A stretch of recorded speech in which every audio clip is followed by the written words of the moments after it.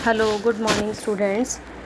आज हम business environment के 5th चैप्टर की बात कर रहे हैं, जॉइंट सेक्टर इन इंडिया। इससे पहले जो 3rd और 4th चैप्टर था, प्राइवेट सेक्टर इन इंडिया और पब्लिक सेक्टर इन इंडिया, अगर इन दोनों के कॉम्बिनेशन को मिला दिया जाए तो वो हमारी मिक्स्ड इकॉनमी कहलाती है, जो कैपिटलिज्म प्लस सोशलिज्म का पार्ट है।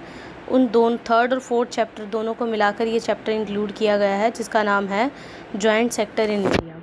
देखिए, जॉइंट सेक्टर में पब्लिक सेक्टर और प्राइवेट सेक्टर, इन दोनों के कॉम्बिनेशन के बाद एक न्यू इंटरप्राइज डेवलप होती है, जिसे आप मिक्स्ड इकॉनमी का नाम देते हो या जिसे आप जॉइंट सेक्टर का नाम देते हो। इसकी मेरिट्स और डीमेरिट्स को यहाँ पर लिया गया है। कहता है ये जो कॉन्सेप्ट था जॉइंट सेक्टर मैचेस का, ये हमारी मिक्स्ड इकॉनमी का पार्ट है, और मिक्स्ड इकॉनमी कॉम्बिनेशन है कैपिटलिज्म एंड सोशलिज्म का। जॉइंट सेक्टर में पब्लिक और प्राइवेट सेक्टर के कोलैबोरेशन के बाद एक न्यू इंटरप्राइज डेवलप होता है, जिसे जॉइंट सेक्टर कहा जाता है। ये एक कॉम्बिनेशन बन जाता है जॉइंट ओनरशिप का, जॉइंट कंट्रोल और प्रोफेशनल मैनेजमेंट का। कहते हैं it is a type of partnership of government and private sector in with resources of both this sectors are pooled.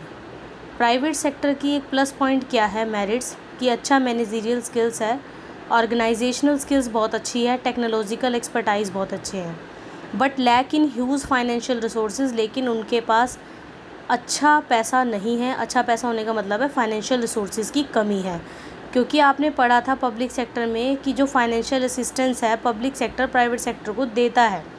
इसलिए यहाँ पर एक जो ड्रॉबैक रहा है वो ये रहा है कि it lacks in huge financial resources in the sector of private. अगर दूसरी तरफ बात करें, government has vast financial resources, public sector के पास बहुत सारा पैसा है, but lakhs in managerial and operational skills. कहते हैं गवर्नमेंट रिस्क को अफोर्ड कर सकती है, ठीक है, लेकिन जो प्राइवेट सेक्टर है वो रिस्क को अफोर्ड नहीं कर सकते। जब इन दोनों के कॉम्बिनेशन स्किल्स और पावर्स को मिला दिया जाता है तो जॉइंट सेक्टर निकल कर सामने आता है। Joint sector is a useful weapon to check exploitation of worker. कि जॉइंट सेक्टर इसलिए बनाया गया था ताकि वर्कर के एक्सप्लॉयटेशन को रोका जाए, ज़रूरत से ज़्यादा जो एमआरपी से ज़्यादा लेते हैं उन पर इंक्वायरी बैठे, इकोनॉमिक पावर पर कंसंट्रेशन हो, मोनोपोली को ख़त्म किया जाए। तो ये सब कंट्रोलिंग का काम जो है जॉइंट सेक्टर ने ही किया। Joint sector industrial policy resolution 1956 में आया था। It was in reality the brain child of Subimal Dutt committee. एक सुबिमल दत्त कमेटी आई थी। इस कमेटी ने ये एम्फसाइज़ किया था कि एक न्यू सेक्टर को डेवलप किया जाए जो हमारा हार्मोनियस इंडस्ट्रियल डेवलपमेंट हो, ठीक है, इक्वली जिसे हम बोलते हैं। तो ये जो मिला था न्यू इंटरप्राइजेज़, वो पब्लिक और प्राइवेट सेक्टर के कॉन्सेप्ट को मिलाने के बाद आया था। जॉइंट सेक्टर का जो कॉन्सेप्ट है वो सबसे पहले पॉपुलर हुआ था 1980s में। किन किन कंट्रीज़ में पॉपुलर हुआ था? Japan, south Korea, Taiwan, Singapore, Hong Kong, इनमें। इसकी डेफिनेशन में जो दत्त कमेटी क्या कहती है, दत्त कमेटी ये कहता है कि जॉइंट सेक्टर एक ऐसी यूनिट है जो प्राइवेट और पब्लिक सेक्टर को लेकर बनी हुई है, क्योंकि यहाँ पर एक डायरेक्शन और कंट्रोलिंग का काम करता है, तो दूसरे के पास मैनेजरियल और ऑर्गेनाइजेशनल स्किल्स बहुत अच्छी हैं। सेकंड जो डेफिनेशन है, आप इसमें एस के शेरलकर की भी कर सकते हो और वैन कत्रांतम की भी कर सकते हो, तो जो आपको ठीक लगे एक और दो डेफिनेशन इसकी लर्न कर लेना। अब हम बात करते हैं कि exam types of joint sector unit. Types of joint sector units में यहाँ पर हम बात कर रहे हैं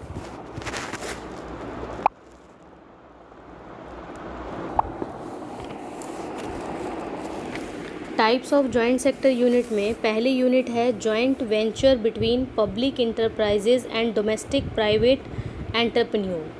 कहते हैं इस केस में जो एंटरप्राइजेज है वो दोनों के कोलैबोरेशन के बाद ही आई थी, public plus domestic private sector. इसमें जो इक्विटी कैपिटल का शेयर है वो 26% तो रहा गवर्नमेंट का, मतलब पब्लिक सेक्टर का, 25% शेयर रहा प्राइवेट सेक्टर का, और जो रिमेनिंग 49% रहा वो शेयर हमने दे दिया पब्लिक सेक्टर को। इस तरह से इनकी रेशो बन गई 26:25:49।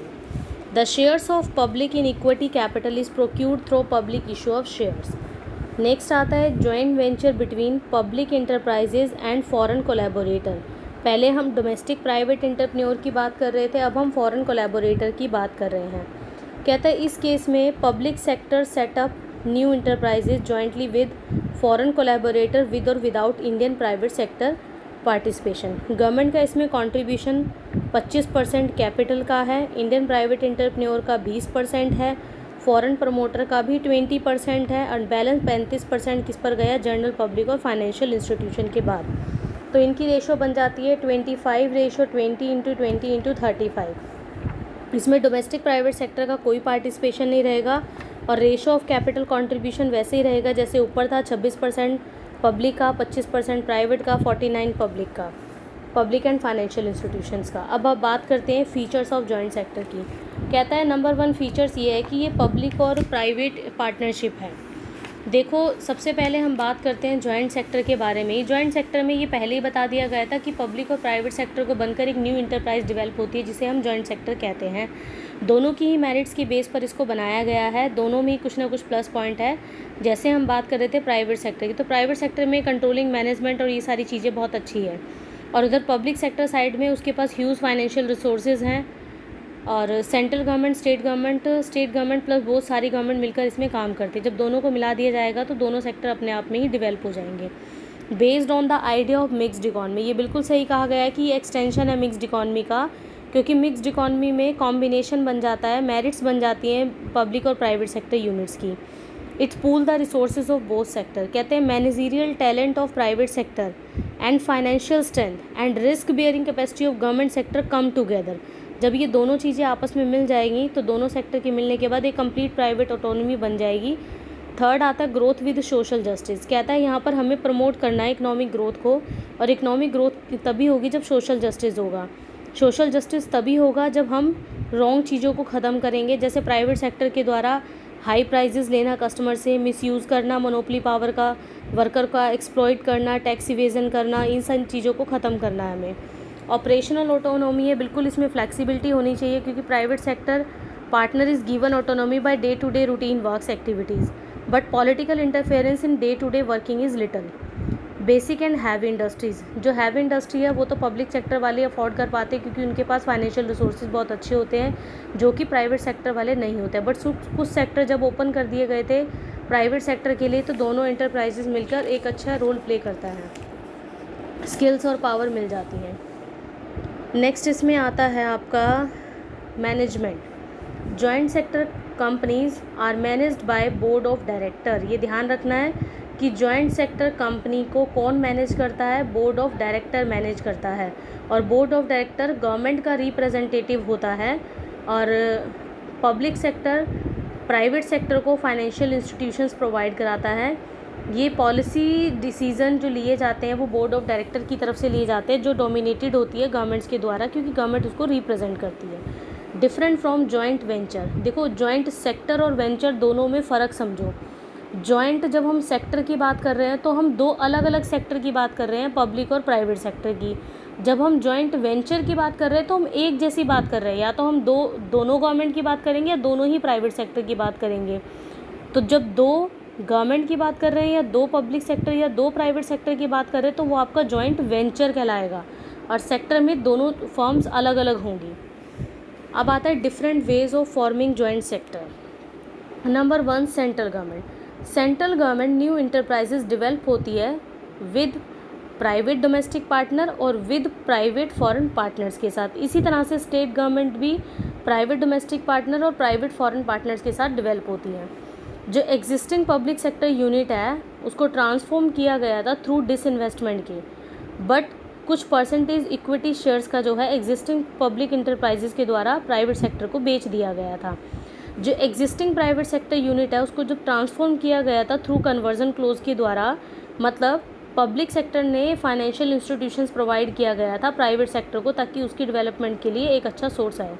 तो जब उनको डेप्ट दे दिए जाते हैं और जब वो उसका बेनिफिट्स आते हैं तो वो सेक्टर उभर कर सामने आता है, तो इंडस्ट्रियलाइजेशन की डेवलपमेंट होती है।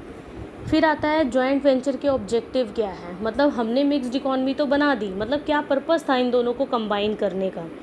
पहला है टू एक्सलरेट इंडस्ट्रियलाइजेशन। कहता है जॉइंट सेक्टर ने प्रमोट किया था इंडस्ट्रियलाइजेशन को। It invites the private sector to even those area where private sector hesitate to enter. कहता है ऐसे एरिया में डेवलप किया जहाँ पर प्राइवेट सेक्टर थोड़ा सा हेजिटेट करता था, क्योंकि उनके पास रिस्क अवेल करने की इतनी पावर नहीं थी और फाइनेंशियल जो सोर्सेज है, रिसोर्सेज है, उनकी कमी थी। इसलिए बेसिक और हैवी इंडस्ट्रीज़ में वो पैसा नहीं लगा पाते थे, जिसके कारण पब्लिक सेक्टर ने उनकी हेल्प करी। To check concentration of economic power, कहते हैं इकोनॉमिक पावर और misuse of monopoly power, government invite different private partner for joint sector units. It gives opportunities to different private entrepreneur to be set up the business to check regional disparities. कहते हैं जब ये दोनों public और private sector बन गए थे, जो डिस्पैरिटीज़ थी, रीजनल डिस्पैरिटीज़, उसको ख़त्म कर दिया गया था। ज़्यादातर बैकवर्ड एरिया में इंडस्ट्रीज़ लगाई गई थी ताकि उन एरियाज़ को भी डेवलप किया जा सके। To promote growth with social justice, कहते हैं कि अगर हम सारा हैंड्स मतलब प्राइवेट सेक्टर को दे देते तो वो क्या करते, लोगों से हाई प्राइसेस लेते, मोनोपोली पावर का गलत यूज़ करते, ठीक है, वर्कर को एक्सप्लॉइट करते, होर्डिंग्स करते, पुअर क्वालिटी के प्रोडक्ट देते, टैक्स में चोरी करते। इन चीज़ों को ख़त्म करने के लिए ही फाइनेंशियल इंस्टीट्यूशन प्रोवाइड किया था ताकि उन सेक्टर्स को प्रमोट किया जा सके और उन पर इंक्वायरी और कंट्रोलिंग हो सके। To mobilise resource from public sector,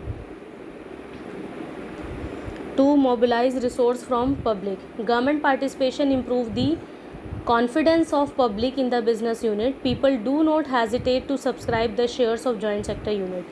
To widen the base of entrepreneurship, कहते हैं joint sector की ये अपॉर्चुनिटीज़ थी कि इन्होंने इंटरप्रेन्योरशिप को डेवलप किया था। कहते हैं कि entrepreneurs who do not own huge financial resources but have technological expertise, have professional managerial skills and organizational skills. It also attract those entrepreneurs who hesitate to bear whole risk. With government participation, they feel that they will face less difficulty in procuring license, foreign exchange, permission to export goods.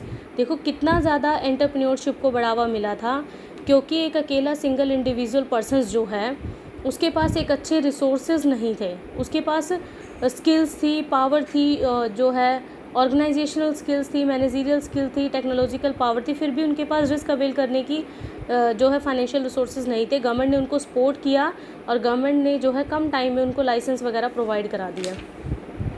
7th point आता है to procure foreign collaboration, कहते हैं when an enterprise is jointly owned by government and private sector, it become easier to procure foreign collaboration as the foreign partner feels safe because of government participation and efficient management of the private sector। कि जिस तरह से हमने private sector को अच्छी तरीके से manage किया, गवर्नमेंट ने पूरा रोल प्ले किया और कोलैबोरेशन दिया कि फॉरेन पार्टनर्स के साथ आप अपने डील कर सकते हो, अपने गुड्स को इंपोर्ट और एक्सपोर्ट कर सकते हो। जो टैक्स इवेजन था उसको ख़त्म कर दिया गया था और जो MRTP एक्ट है उसको रिपील्ड करके कॉम्पिटिशन एक्ट 2002 आया था। तो इस तरह से जॉइंट सेक्टर ने काम करके दोनों ही सेक्टर को इस्टेब्लिश किया था। Thank you so much.